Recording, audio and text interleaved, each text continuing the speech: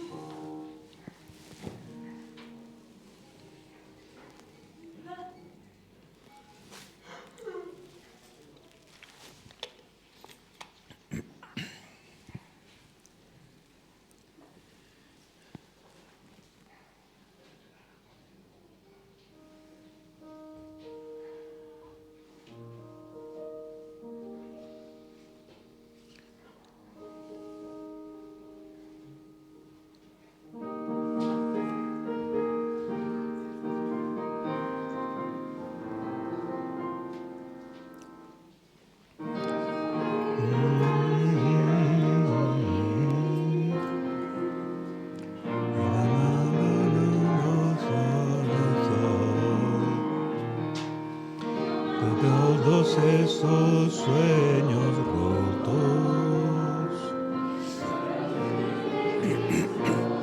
cuando llaman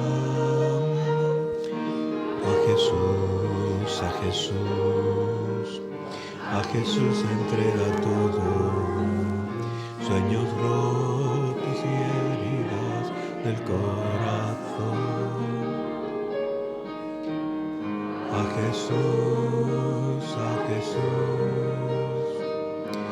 Jesús entrega todo y la tristeza en gozo cambiará. Mete el sol todos los días, sé que a veces viene la tormenta, pero nos ofrece un corazón nuevo que nave de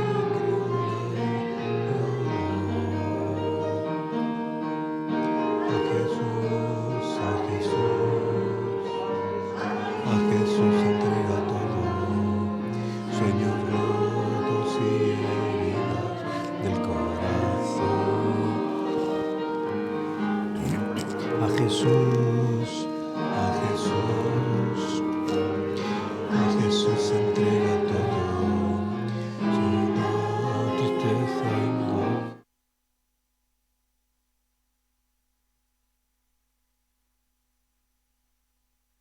Vamos a comenzar con una palabra de oración.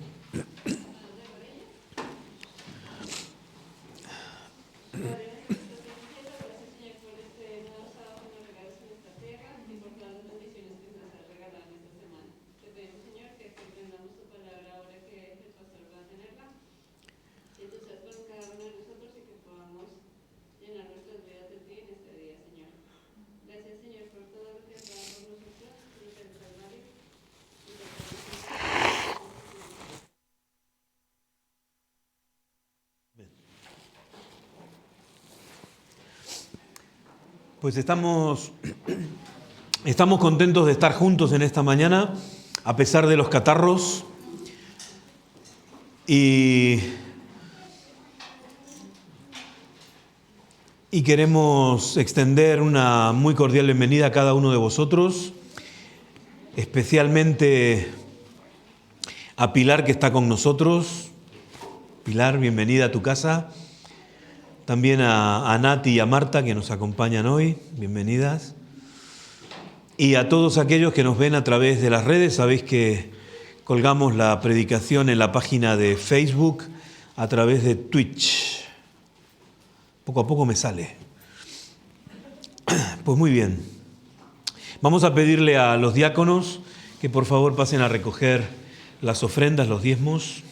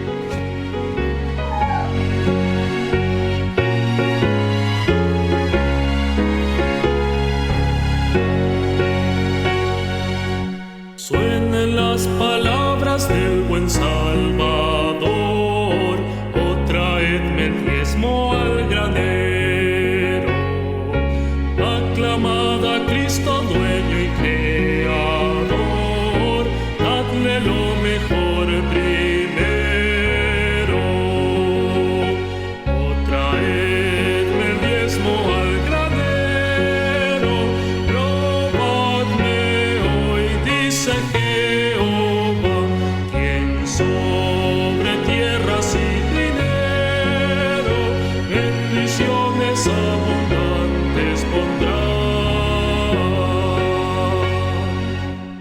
Cristo nuevamente vuelve a decir, con el diezmo y liberal ofrenda, muchos el mensaje hoy podrán oír y hallarán la santa senda.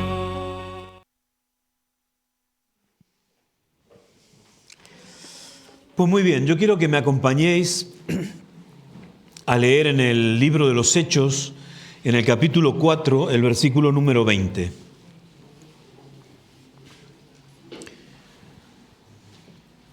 Porque no podemos dejar de decir lo que hemos visto y oído. Este versículo es tal vez el punto álgido de todo un pasaje que comienza en el capítulo 3 y que se extiende a lo largo de todo el capítulo 3, de todo el capítulo 4.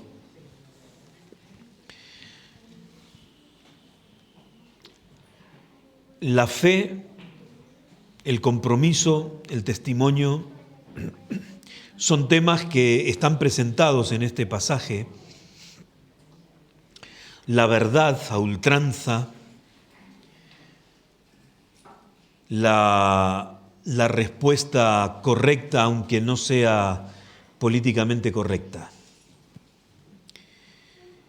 De eso se nos está hablando. Es imposible para una persona que está llena del Espíritu de Dios hacer nada que vaya en contra de la voluntad de Dios. Y en este momento estamos hablando de la voluntad de Dios en la vida de los apóstoles Juan y Pedro. Estamos hablando del poder derramado a la iglesia primitiva aquel día de Pentecostés. Estamos hablando de la obra evangelizadora de los apóstoles, de la iglesia en su plenitud. Y estamos hablando de una sociedad, de una sociedad que está comenzando a sufrir un cambio realmente drástico, que es aquella sociedad judía que poco a poco va a ir desapareciendo y aquella sociedad cristiana que poco a poco está tomando mayor relevancia y que está ganándose un lugar en la sociedad del mundo.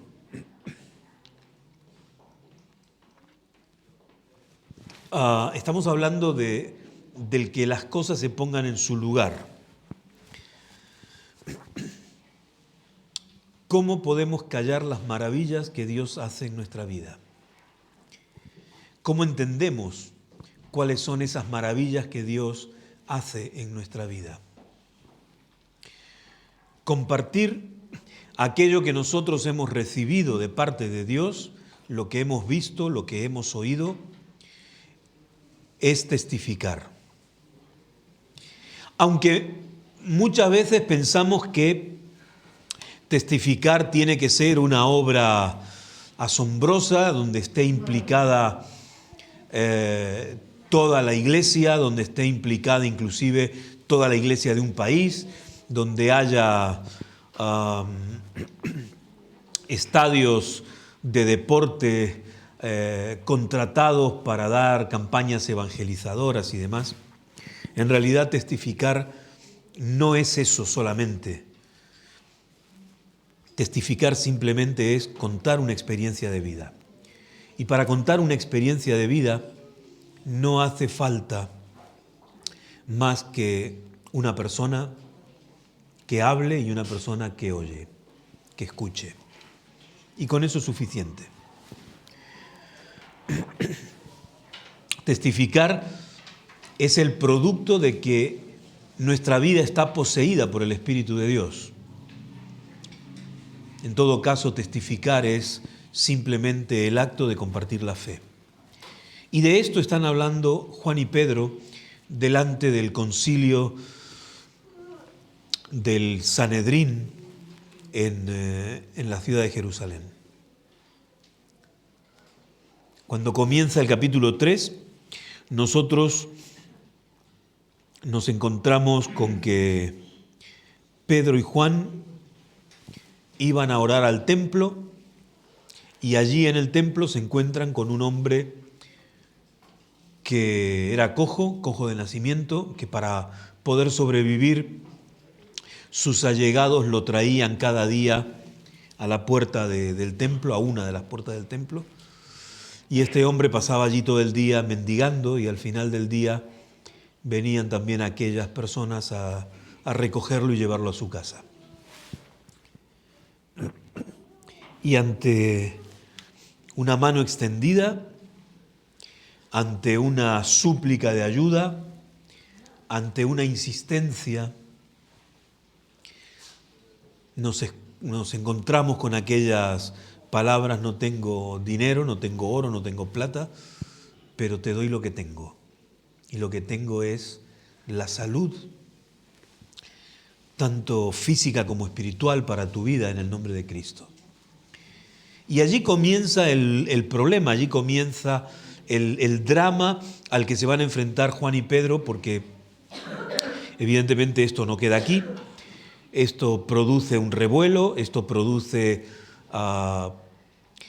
preguntas, esto produce predicación y esto produce conversiones. Y también, por supuesto, el enfado y el mal humor de los dirigentes judíos.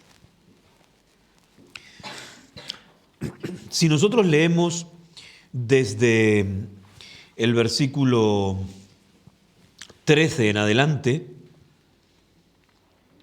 nosotros podemos ver que ante aquel arresto y aquella defensa de su obra y de su fe delante del Sanedrín, lo que dice el versículo 13 es: entonces, viendo la valentía de Pedro y de Juan y sabiendo que eran hombres sin letras, que eran hombres del vulgo, se admiraban y les reconocían que habían estado con Jesús. Es que la gente que nos conoce reconoce que nosotros estamos con Jesús.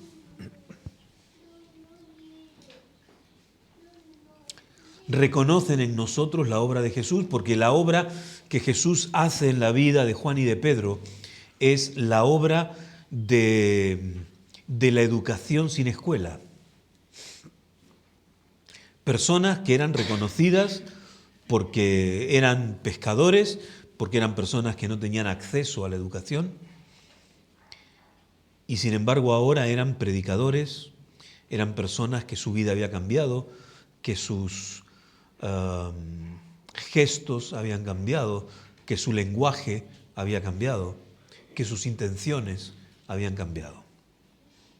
Y la gente que habla con nosotros encuentra que nosotros también hemos cambiado.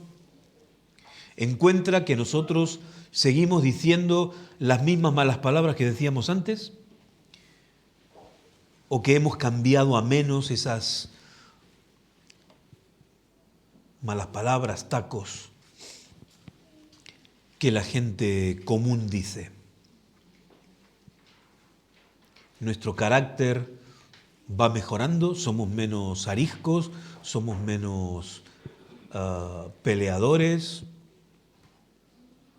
Los vecinos se dan cuenta que hemos bajado la forma el volumen de nuestra voz. Los vecinos reconocen que hemos bajado el volumen de la radio y del televisor y del equipo de música y que molestamos menos que antes. O seguimos siendo exactamente igual que antes o peor. Porque los líderes religiosos vieron que había un cambio para bien en la experiencia de Pedro y de Juan. Y eso hizo que ellos lo reconocieran y lo dijeran. Y la situación era: ¿qué vamos a hacer con estos que nos damos cuenta que no han hecho nada, simplemente están haciendo una obra que a nosotros no nos parece que es la apropiada, porque la ha hecho otro, al que nosotros consideramos nuestro enemigo, pero que en realidad no la hemos hecho porque nosotros no hemos querido. Porque es lo que ellos sabían, y es lo que nosotros vemos de lo que dice esto, ¿no? ¿Qué haremos con estos hombres? Versículo 16. Porque de cierto señal evidente ha sido hecha por ellos, notoria a todos los que viven en Jerusalén. Y no podemos negarlo. Y no podemos negarlo. Cuando yo leo estos pasajes, yo me acuerdo de una experiencia que es muy, muy, muy extrema en el Evangelio. Y si vamos al Evangelio de Lucas, en el capítulo 8, lo vamos a ver allí, versículo 38 y 39. El hombre de quien habían salido los demonios le rogaba que lo dejara quedarse con él, pero Jesús lo despidió diciendo: vuélvete a tu casa y cuenta cuán grandes cosas ha hecho Dios contigo. Él entonces se fue publicando por toda la ciudad cuán grandes cosas había hecho Jesús con él. ¿Os acordáis? Yo no sé si les conté alguna vez la historia de Coco el Loco. ¿Sí? Coco el Loco. Coco el Loco. Se lo voy a contar. Coco el Loco era un personaje de la ciudad donde yo me crié. La ciudad de Cosquín, capital del folclore en Argentina. Un río hermoso, el río Cosquín, varios balnearios en distintas zonas de la ciudad. Y allí los padres no asustaban a sus hijos con el hombre de la bolsa, el hombre del saco, porque tenían a Coco el Loco. Y entonces asustaban a sus chicos con Coco el Loco. Coco el Loco era el hijo de una familia adinerada de la ciudad,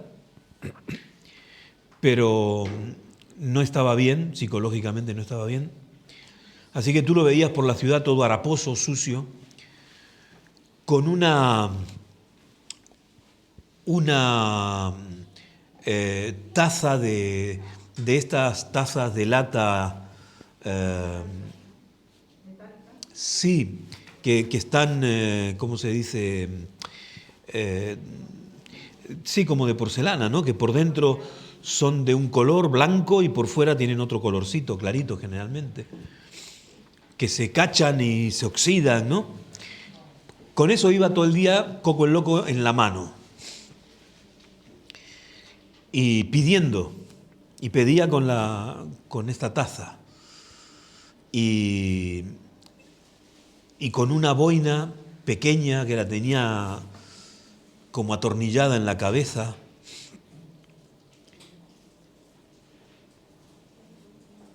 Coco el Loco. Dicen que cada tanto la familia lo recogía de la calle, se lo llevaba a su casa, lo bañaba, lo afeitaba, le cortaba el pelo, le ponía ropa limpia, lo ponían en su habitación para que durmiera. Y sin pasar mucho tiempo este hombre volvía a coger su boina, volvía a coger su taza y se iba a la calle si podía con sus propios harapos y seguía por ahí pidiendo por las calles. No se metía con nadie, pero era un personaje oscuro, ¿no?, de la ciudad. Todo el mundo lo conocía. Y yo estoy seguro que si hoy vamos a la ciudad de Cosquín y nos paramos en alguna de las plazas y preguntamos por Coco el Loco, nos cuentan la historia de Coco el Loco. Porque todo el mundo lo conocía. Y a este personaje o a estos personajes de Gadara los conocían. Eran personas insufribles. Tal vez tenían un diploma de ser los peores vecinos de la comarca. Bien, perseguían a la gente que pasaba por los caminos, dormían en los cementerios, asustaban a la gente, no se dejaban tratar bien, Dice que los habían atado alguna vez con cadenas y habían roto las cadenas. Y es curioso porque cuando nosotros leemos el relato, nosotros vemos que este relato está sucediendo en una ciudad, pero al mismo tiempo se está hablando de Decápolis, ¿no? Y entonces muchas veces nosotros pensamos que Decápolis es una ciudad, que tal vez es cercana a Gadara, donde estaban estos endemoniados. Pero en realidad Decápolis era lo que dice su nombre en griego, 10 ciudades. Cuando nosotros miramos en el mapa nos damos cuenta que esas 10 ciudades no están pegadas una a la otra, como uno podría pensar también. ¿Por qué Decápolis? Porque cuando tú te vas a Aragón y te hablan de las 5 villas están una al lado de la otra. No están pegadas, pero están todas ahí una al lado de la otra. Pero estas no estaban una al lado de la otra. Pero sin embargo tenían un origen común. Todas estas ciudades eran ciudades que estaban dominadas por la mentalidad grecorromana y que a lo largo de los tiempos se habían mantenido como ciudades-estado, o sea, eran ellas y solamente ellas, y no tenían influencia de los que fuera que dominaban el territorio. Y supuestamente en esas ciudades que estaban relacionadas una con otra, más que con el resto de las ciudades de Tierra Santa en aquel entonces, se conocía mucho más, evidentemente, la vida de esas ciudades. Así que muy seguramente en Damasco de Siria, que era una de esas ciudades, se conocía la historia de aquellos endemoniados que el relato bíblico no ha guardado sus nombres. Pero se los conocía, como se conocía en Cosquín y en los pueblos circunvecinos a Coco el Loco. Y uno se pregunta, ¿por qué Jesús le dice a este hombre o a estos hombres que no estén con él como ellos querían? Porque uno diría, hombre, claro, me lo llevo conmigo y estos van a ser unos buenos predicadores y van a tener unas experiencias increíbles para contar. Pero claro, cuando nosotros vemos el ministerio de Jesús, nosotros nos damos cuenta que Jesús no era el dueño de un circo, no era el empresario de un show. Y no le interesaba el show, no le interesaba el espectáculo. Lo que le interesaba era que la palabra de Dios se conociera, que la gente se convirtiera y que alcanzara la salvación. Y tal vez llevándolo como llevan en los circos a todos estos personajes raros, el forzudo, la mujer barbuda y todos estos, era un buen espectáculo. El endemoniado de Gadara que rompe cadenas y tal, pero Jesús no era el dueño de ese circo. Y no le interesaba.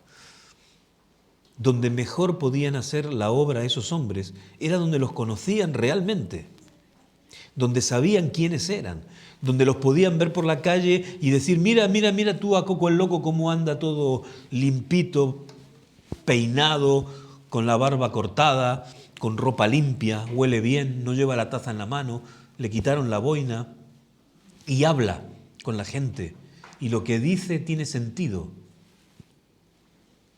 ¿Cuánta gente habrá sido ganada por aquellos endemoniados en la región de Decápolis? Contando las maravillas que Dios había hecho en sus vidas, contando las grandezas que Jesús había hecho en sus vidas, cuando escuchó el grito de lo más profundo de sus almas, pidiendo socorro. Cuando Jesús los sacó de las tinieblas de Satanás para llevarlos a la luz de Dios. Y eso no es un circo, eso no es un espectáculo. Esa es la realidad de tu alma y de la mía. ¿Con distinta intensidad? Sí, claro. Seguramente que sí. Pero la perdición es la perdición y la salvación es solamente una. Poderosos, convincentes, con una manera imposible de refutarles la verdad que estaban predicando. Eso era lo que se encontraron aquellos dirigentes judíos en Pedro y en Juan. Podemos amenazarlos. Vamos a amenazarlos. Seguramente si los amenazamos, dejarán de predicar. Versículo 17.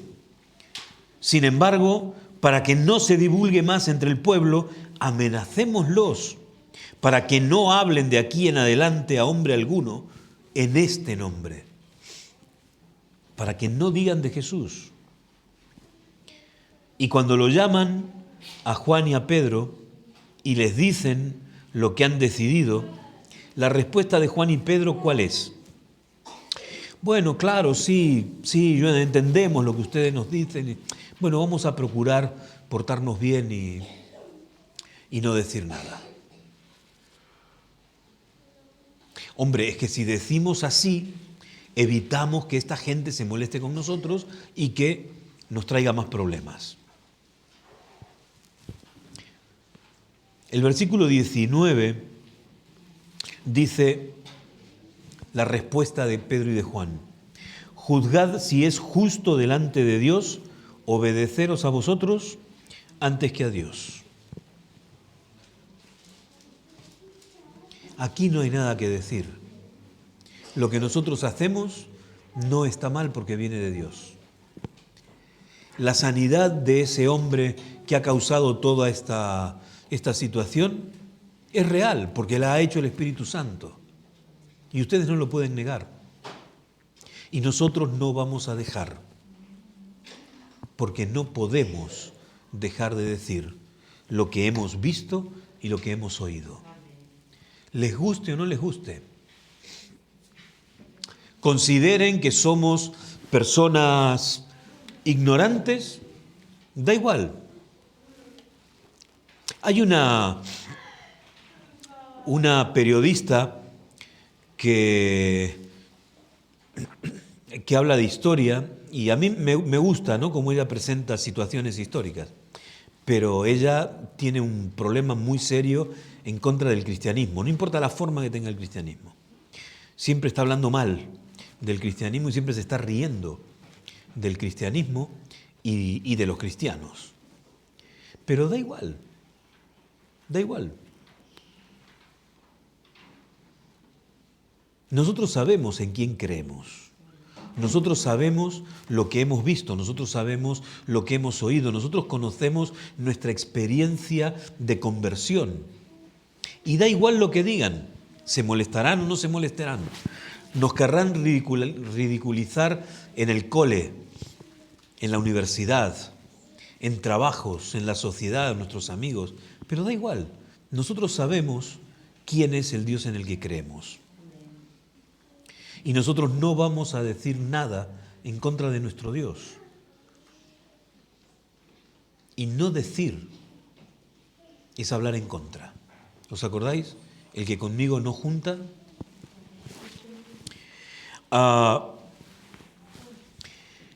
Y en ese no podemos dejar de decir lo que hemos visto y oído. Mirad, uno de ellos era Juan, ¿verdad? Era un chico joven.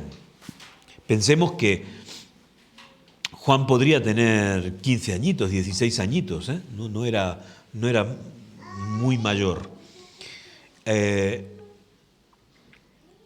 Y nosotros encontramos esta pareja como que es una pareja natural, ¿no? El fortachón del grupo con el pequeño, que también tenía su genio, el niño, ¿no? Porque acordémonos del apodo que tenía, pero no era de los niños que no se meten con nadie. Pero se ve que es una pareja natural. El tiempo pasa. Pedro muere pronto y Juan se convierte en el líder del cristianismo. Juan se convierte en el último de los apóstoles vivos, el nexo entre la iglesia apostólica y la iglesia del segundo siglo. Y cuando Juan está viejo, bastante viejo, cuando ya está terminando el siglo, escribe las cartas. Y yo no sé si ustedes se han detenido al leer la primera carta de Juan, pero fíjense cómo comienza la primera carta de Juan, porque es realmente admirable cómo comienza Juan la primera carta. Capítulo 1, versículo 1. Lo que era desde el principio. Y aquí podemos encontrar que en el Evangelio Juan comienza también con el principio. Bien, las primeras palabras del Evangelio son en el principio, lo que era desde el principio, lo que hemos oído, lo que hemos visto con nuestros ojos, lo que hemos contemplado y palparon nuestras manos tocante al verbo de vida. Pues la vida fue manifestada y la hemos visto. Y testificamos y os anunciamos la vida eterna, la cual estaba con el Padre y se nos manifestó. Nosotros encontramos aquí palabras iguales, similares a las del capítulo 1 del Evangelio. Lo que hemos visto y oído, eso os anunciamos, para que también vosotros tengáis comunión con nosotros, y nuestra comunión verdaderamente es con el Padre y con su Hijo Jesucristo. Estas cosas os escribimos para que vuestro gozo sea completo. No podemos dejar de decir lo que hemos visto y lo que hemos oído. 80 años después, Juan sigue diciendo lo mismo. No cambió su discurso.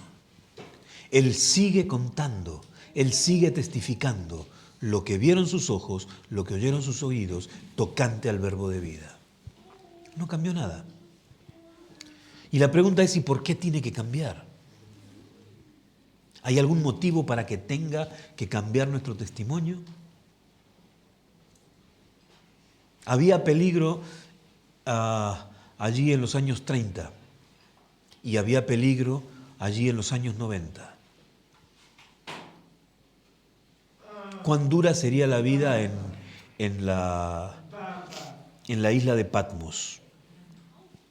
¿Y cuán dura sería la vida en la isla de Patmos para un viejo como era Juan? Pero él no tuvo ningún problema, él siguió testificando aún las circunstancias tan duras por las que tuvo que pasar. Cuando tenía que haber estado tranquilamente disfrutando los últimos años de su vida, como cualquier anciano se espera que pueda disfrutar, con una tarta de cumpleaños y muchas velitas, con toda la familia a su alrededor. Juan estaba preso, rodeado de gente peligrosa, en medio del mar, una cárcel de la que no se podía escapar. Pero él seguía dando testimonio, porque no podía dejar de decir. El comentario bíblico adventista dice lo siguiente acerca de esto. En el tomo 6, la página 171, fíjense la cita esta. La experiencia íntima de la presencia de Cristo en la vida del cristiano constituye una de las evidencias más convincentes de la realidad práctica de la vida cristiana. La incredulidad de aquellos líderes religiosos de la época de Jesús, de la juventud de Juan, comparados, enfrentados a la incredulidad de Tomás. Porque uno puede decir, bueno, sí, pastor, pero vamos a ver, aquellos líderes religiosos eran incrédulos, pero Tomás también era incrédulo. Y Tomás era uno de los 12, de los cercanos, de los amigos, de los más íntimos. Es verdad. Pero cuando Tomás pudo meter su mano en el costado de Jesús, ¿Qué fue lo que dijo? ¿Dónde quedó su incredulidad? Y aquellos otros, aunque hubieran podido meter su mano en el costado de Jesús, hubieran seguido sin creer. Y esto tal vez es una realidad que nosotros tenemos que aceptar en la vida. Testificamos y muchas veces pretendemos, y es algo muy humano, que todas aquellas personas a las que nosotros llegamos con el Evangelio acepten el Evangelio. Hombre, hemos estado 3 meses, 4 meses dándoles estudios bíblicos todas las semanas, Biblia en mano, preguntas y respuestas, y cuando llega el momento, esa persona no quiere saber nada de bautizarse. Pero yo creía, yo esperaba. Y uno se lamenta, pero mira, tantos años hace que le estoy diciendo y que le estoy dando testimonio y que le estoy dando el Evangelio y todavía no quieren aceptar y tal y cual. Y mucha gente no aceptarán,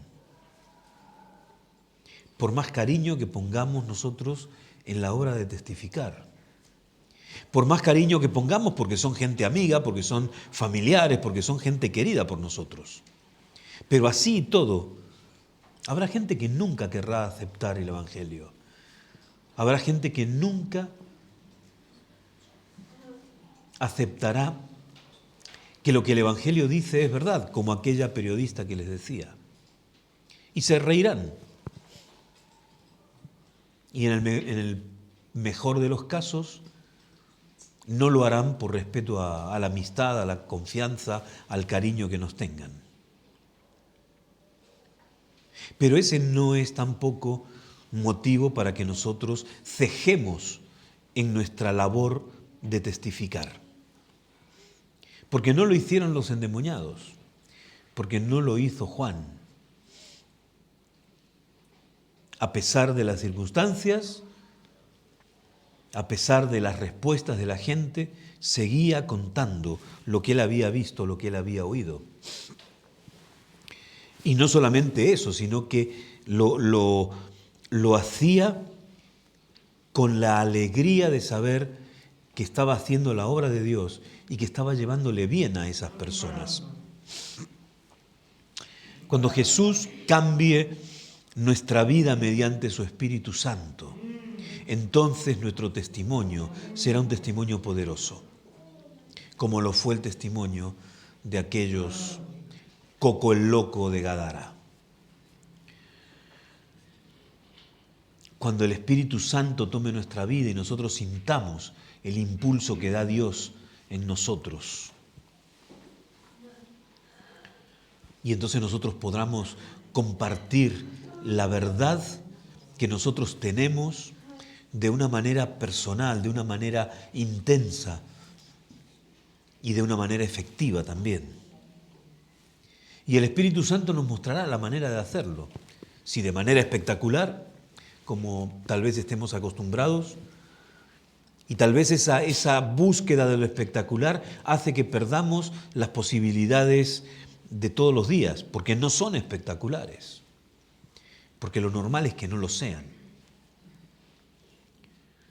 Y la única alternativa es pedirle al Espíritu Santo que esté con nosotros acompañándonos, para que nosotros podamos recordar lo que vimos, para que podamos recordar lo que oímos, para que podamos tener en nosotros aquel afán de compartir la fe, aquel ardor en nuestro espíritu que nos lleva a hablar, que nos lleva a compartir, que nos lleva a movernos.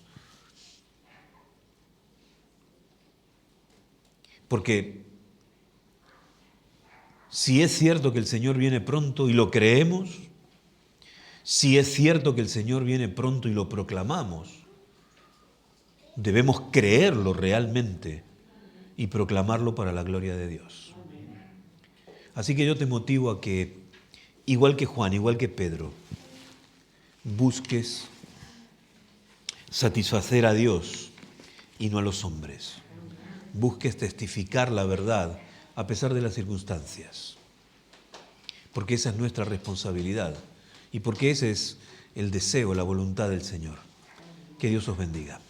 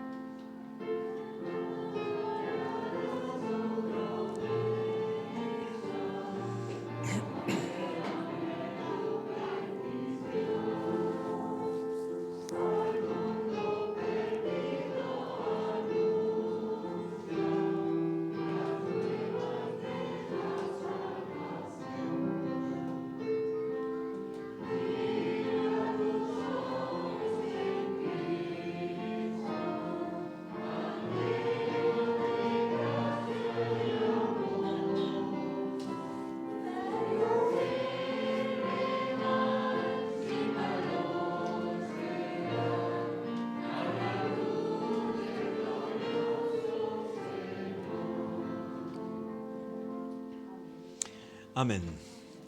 Oramos. Padre amado que estás en el cielo, agradecidos estamos, Señor, por el mensaje esta mañana. Gracias por este alimento espiritual que nos das. Te pedimos, Señor, que aumentes nuestra fe y que donde quiera que vayamos podamos hacer lo que dice Juan. Podamos dar testimonio, Señor, y siempre con una palabra que escrito está, sin darnos vergüenza, Señor, de hablar de ti, Señor, de dar testimonio, de contar todas las maravillas y todas las misericordias que haces con nosotros día a día. Quédate con nosotros también en lo que queda de este día, Señor, y que todo lo que hagamos sea para honra y gloria tuya. Te lo pedimos en el nombre de Jesús. Amén. Amén. Que tengáis un muy buen sábado.